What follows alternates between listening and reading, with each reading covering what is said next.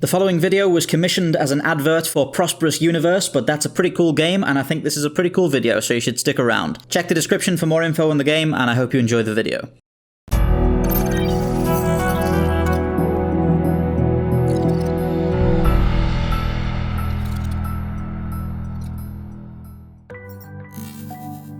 Hey everybody, I'm Daniel from Spacedock. Have you ever considered what it takes to build a spaceship? I mean, sure, we all know that the YT-1300 series is made by Corellian Engineering Corporation, or that the Enterprise D was built at Utopia Planitia Fleet Yards, but those are just the manufacturers. What actually goes into building a ship? Who makes the engines? Where do the materials for the hulls come from? Who's responsible for supplying all of those self-sealing stem bolts to patch the thing together? If you've never run a business or worked on producing a product on a large scale, it's hard to grasp just how much any given project relies on third-party services and retailers to get off the ground. And that's something that very much holds true for engineering projects. As an example, some of you might have at some point heard or read somewhere that even if NASA wanted to, they don't know how to build another Saturn V, that it's become a sort of lost knowledge. That's incorrect, but there is a kernel of truth to it. NASA still has the plans for the Saturn V, and knows exactly how everything in it works and why. A lot of the plans and design documentation are available online for free on their archive websites. But even with all that, NASA still wouldn't be able to build another Apollo mission from scratch for a simple reason.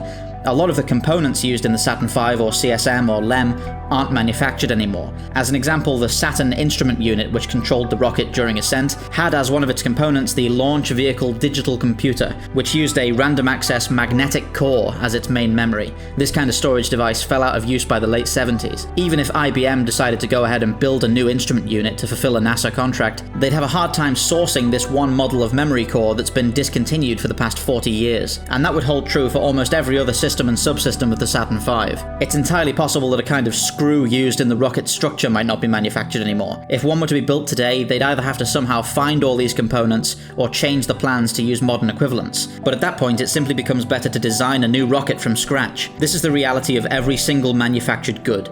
They don't exist in a vacuum, but in a vast ecosystem of goods and items built and supplied by different companies and retailers, building upon one another until they reach the bottom of this interlocking net at the raw resources used to make them. Now, if this kind of logistical thinking interests you, it might be worth your while to check out Prosperous Universe, the generous sponsors of this video. It's a browser-based space economy MMO developed by Simulogics. So in Prosperous Universe, you assume control of a company on one of the many planets settled by humanity after its diaspora from Earth. Operating in this newly opened frontier, it's up to you and fellow players to build the infrastructure basis upon which humanity's expansion into new worlds will be built. When you join the game and register your company, you can select any of the currently settled planets for your starting base, and one of the base job packages that provide you with all you need to fulfill a needed economic niche. The game is played using the in-browser Apex interface, which combines a streamlined visual style with the flexibility of line commands that allow you to customize and tailor it to your exact needs for running your company as you see fit, with the ability to save multiple layouts so you can quickly swap between a general view to, say, a market view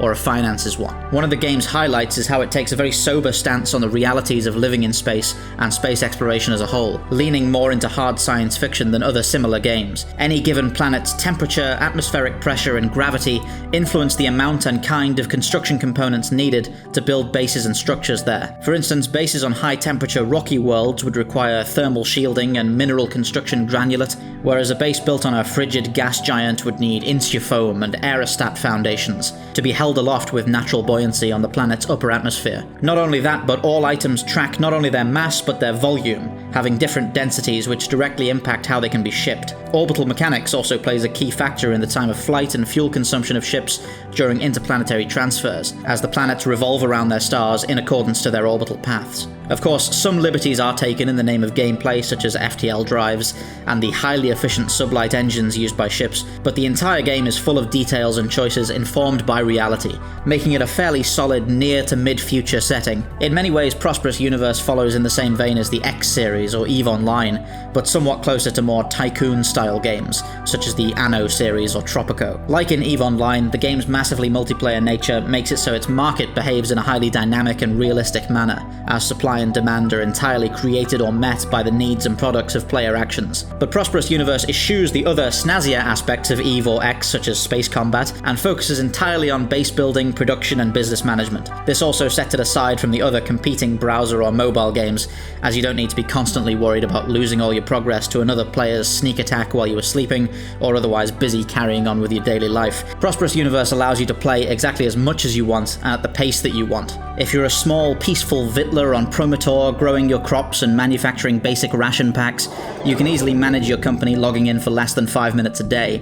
Or if you're a metallurgical baron on Moira and Valis, supplying all of the aluminium in the system, you could very well have 50 spreadsheets and spend many hours micromanaging your shipments and contracts and updating buy and sell orders on foreign exchanges to maximize your profit margins. The game gives you all the freedom to play exactly as you want, as much as you want, and it doesn't punish you for doing so. I'll fully concede that Prosperous Universe is not exactly a game for everyone. Even Simulogics themselves are willing to admit that with their honest Prosperous Universe trailer, which is very good, you should check it out. But if this sort of logistic, systematic thinking interests you, or if you have a fascination for economy but have been thus far put off by, say, EVE Online's addiction factor or X's price of entry, do give Prosperous Universe a try. The game is free to play, so you can create yourself a trial account which lets you test out all of the features of the game and see what you think before committing to it. If you do like it, you can keep playing for as long as you want with that trial account, or if you're truly invested in it, consider upgrading to a pro account, which opens up a few more advanced features and perks that allow you to take your business to new heights. The game's constantly receiving new free updates, such as the recent Ignition update that lets players design and build their own spaceships, which is certainly one for the Spacedock audience, and there's a lot more coming on a planned roadmap. Once again, thank you to Simulogics for kindly sponsoring this video. Thank you all for listening. Please do check out Prosperous Universe.